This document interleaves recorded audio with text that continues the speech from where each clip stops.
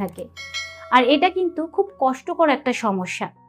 তো বিষয়টি হচ্ছে পিরিয়ড বা মাসিক চলাকালীন কেন পেটে ব্যথা হয় আর এর থেকে মুক্তি পাওয়ার উপায় কী। তো এটা কিন্তু আপনাদের জানাটা খুব জরুরি, তাই ভিডিওটা শেষ পর্যন্ত দেখুন। নমস্কার, আমি মাধুরী দাস, হেলথ কনসালটেন্ট। তো চলুন শুরু করা যাক।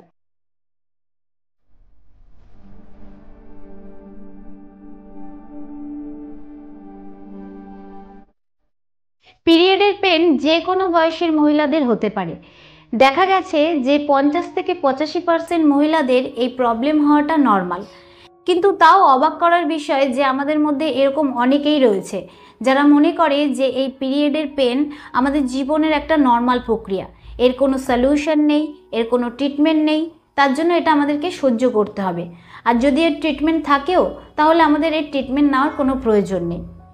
তো এই যে পিরিয়ডের পেন রয়েছে সেটা কিন্তু দু ধরনের হয়। এক হচ্ছে প্রাইমারি ডিসমেনরিয়া আর এক হচ্ছে সেকেন্ডারি ডিসমেনরিয়া। তো এই প্রাইমারি ডিসমেনরিয়া বা পেলভিক পেন আসলে কি? তো প্রাইমারি ডিসমেনরিয়া কিন্তু সেই সমস্ত মহিলাদের হয় যাদের পিরিয়ড সবেমাত্র এই বছর থেকেই স্টার্ট হয়েছে। তো এই পেন কিন্তু আপনার পিরিয়ড স্টার্ট হওয়ার 1 থেকে 2 দিন আগের থেকেই শুরু হয়ে যায়, আর 72 ঘন্টার মধ্যে আস্তে আস্তে সেটা কম হতে থাকে।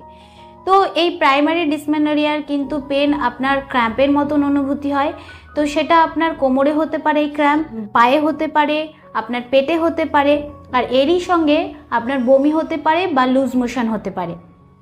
তো এই প্রবলেমটা দেখা গেছে যে সময়ের সঙ্গে সঙ্গে কম হতে থাকে। এমনকি এরকমও দেখা গেছে যে ডেলিভারির পর এই সমস্যাটা পুরোপুরি চলে গেছে। এবার হচ্ছে সেকেন্ডারি ডিসমেনরিয়া। সেকেন্ডারি ডিসমেনরিয়া কিন্তু যে কোনো বয়সের মহিলারই হতে পারে। এর মানে হচ্ছে যদি আপনার বয়স 25 থেকে 40-এর মধ্যে হয় তাহলে এটা হওয়ার আপনার সম্ভাবনা রয়েছে। তো সেকেন্ডারি ডিসমেনরিয়ায় কিন্তু পেনের সঙ্গে ক্র্যাম্প অনুভূতি হয়।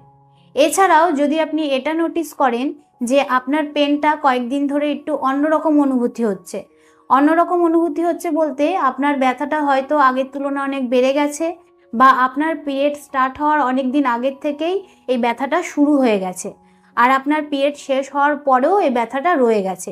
তো এরকম হওয়ার কারণ হয়তো হতে পারে আপনার বাচ্চার থলিতে কোনো রকম সমস্যা রয়েছে বা বাচ্চার থলিতে সিস্ট রয়েছে। তো এই পেনের সঙ্গে যে ক্র্যাম্প হয় সেটা কিন্তু আপনার পিআইডির কারণেও হতে পারে। তো পিআইডিতে আপনার পেনের সঙ্গে তো ক্র্যাম্প হবেই, তার সঙ্গে আপনার দুর্গন্ধযুক্ত হলুদ রঙের জলের মতন বের হয়। এছাড়া পিরিয়ডে ব্যথা বেশি তাদেরই হয় যারা মানসিক দিক থেকে উইক থাকে। এর মানে হচ্ছে যারা বেশি টেনশন করে, যারা বেশি স্ট্রেসে থাকে, তাদের কিন্তু দেখা গেছে যে বেশি পেটে ব্যথা হয়। তো এবার আলোচনা করব যে এর থেকে মুক্তি পাওয়ার উপায় কী। যদি আপনার পিরিয়ডে নর্মাল পেন হয়, আপনার যদি ক্র্যাম্প বেশি হয়, এই ক্র্যাম্প যদি আপনার পিরিয়ড চালু হওয়ার 1-2 দিন থেকেই স্টার্ট হয়ে যায় আর পিরিয়ড হওয়ার পর 1-2 দিন পর থেকেই আপনার এই ক্র্যাম্পটা আস্তে আস্তে কমতে থাকে, তাহলে বলবো যে এর থেকে ভয় পাওয়ার কোনো কারণ নেই, আর এতে কিন্তু বিশেষ কোনো চিকিৎসারও দরকার নেই। তো যদি আপনার এরকম হয় তাহলে আপনি একদমই ঘরে বসে থাকবেন না। আপনার যে ডেলি রুটিনে কাজগুলো রয়েছে সেগুলো আপনি সমস্তই করতে পারেন। যদি আপনি স্কুল কলেজে পড়েন তাহলে প্রতিদিনই স্কুল কলেজে যেতে পারেন। আপনি যদি চাকরি করেন তাহলে আপনি প্রতিদিনই চাকরিতে যেতে পারেন, এতে কিন্তু কোনো রকম অসুবিধা নেই। তো আপনাকে শুধু করতে হবে যে ডেলি ডায়েটে আপনাকে হেলদি খাবার রাখতে হবে, আপনাকে যোগা করতে হবে, সাইকেলিং করতে হবে, এতে কিন্তু আপনার পেটে ব্যথাটা অনেকটা কম হবে। তো যদি আপনার পিরিয়ড চলাকালীন খুব বেশি পেটে ব্যথা হয় তাহলে যদি আপনি এর জন্য কোনো রকম ওষুধ খেয়ে থাকেন তাহলে কিন্তু আপনাকে সেই ওষুধের মাত্রাটা কমাতে হবে, কারণ পেটে ব্যথার ওষুধ খাওয়া কিন্তু একদমই ভালো কথা নয়। পেটে ব্যথার ওষুধ কেন, যে কোনো ব্যথার ওষুধই খাওয়া একদমই ভালো কথা নয়। তাই চেষ্টা করতে হবে আপনাকে দিনে 1 থেকে 2টো ট্যাবলেট খাওয়ার। আর যদি আপনি ঘরোয়া উপায়ে আপনি এই পেটে ব্যথা কমাতে চান তাহলে সবার প্রথমে আপনাকে চা কফি খাওয়া বন্ধ করতে হবে। এছাড়া আপনাকে ফ্যাটি ফুড, আপনাকে ফাস্ট ফুড, তেলে ভাজা, তারপরে মশলাদায়ক খাবার, এগুলোও কিন্তু আপনাকে বন্ধ করতে হবে, এর থেকে একদমই এড়িয়ে থাকতে হবে। তো যেগুলো আপনি খাবেন সেগুলো হচ্ছে লেবু, আদা, তারপরে পুদিনা, এগুলো গরম জলের মধ্যে দিয়ে ফুটিয়ে যে কোনোভাবে আপনি খেতে পারেন। এটা কিন্তু আপনি দিনে 2 থেকে 3 বার খেতে পারেন। এছাড়াও আপনি পেটে সেক করতে পারেন, গরম সেক। আর প্রতিদিন আপনাকে হালকা এক্সারসাইজ করতে হবে, এমনকি পিরিয়ড চলাকালীনও কিন্তু আপনাকে হালকা এক্সারসাইজ করতে হবে। কারণ দেখা গেছে যে সমস্ত মহিলারা প্রতিদিন হালকা এক্সারসাইজ করে তাদের পেটে ব্যথা কম হয়। এছাড়াও পিরিয়ডে বেশি ব্যথা হলে ডাক্তারের কাছে গেলে ডাক্তার যে গর্ভনিরোধের ট্যাবলেটগুলো রয়েছে সেগুলো দিয়ে থাকে, কারণ এগুলোতে পেটে ব্যথা অনেক কম হয়। এগুলো হরমোনাল ট্যাবলেট হয়।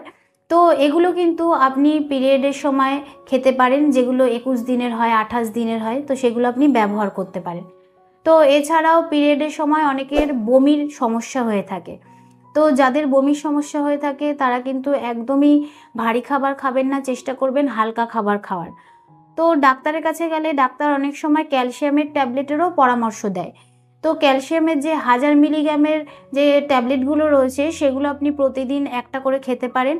আর যদি আপনি কোনো রকম সাপ্লিমেন্ট না নিতে চান তাহলে আপনি যে সমস্ত খাবারের থেকে ক্যালসিয়াম পাওয়া যায় সেগুলো খেতে পারেন, যেরকম সবুজ শাকসবজি, দুধ, বাদাম।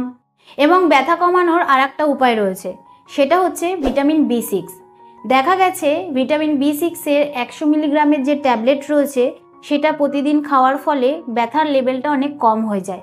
তাই যদি আপনি প্রতিদিন একটা করে এই ভিটামিন B6-এর ট্যাবলেট খান তাহলে কিন্তু আপনার ব্যথাটা তুলনামূলক অনেক কম থাকবে। তো সবার শেষে আমি এটাই বলবো যে যদি আপনি দেখেন যে আপনার ব্যথা আগের তুলনায় অনেক তীব্র হয়েছে বা আপনার ব্লিডিং অনেক বেশি হচ্ছে, তাহলে হতে পারে আপনার ওভারিতে কোনো সমস্যা রয়েছে। তো এরকম হলে একদমই দেরি করবেন না, যত তাড়াতাড়ি সম্ভব ডাক্তারের পরামর্শ নেবেন। ডাক্তার যদি দেখে যে আপনার কোনো সমস্যা রয়েছে সেই হিসাবেই আপনার ট্রিটমেন্ট করবে, তাই এই নিয়ে ভয় পাওয়ার কোনো কারণ নেই। তো ভিডিওটা কিরকম লাগলো অবশ্যই কমেন্টে জানাবেন। আর আজকের মতন এতটুকুই, আবার দেখা হবে পরবর্তী ভিডিও নিয়ে। নমস্কার।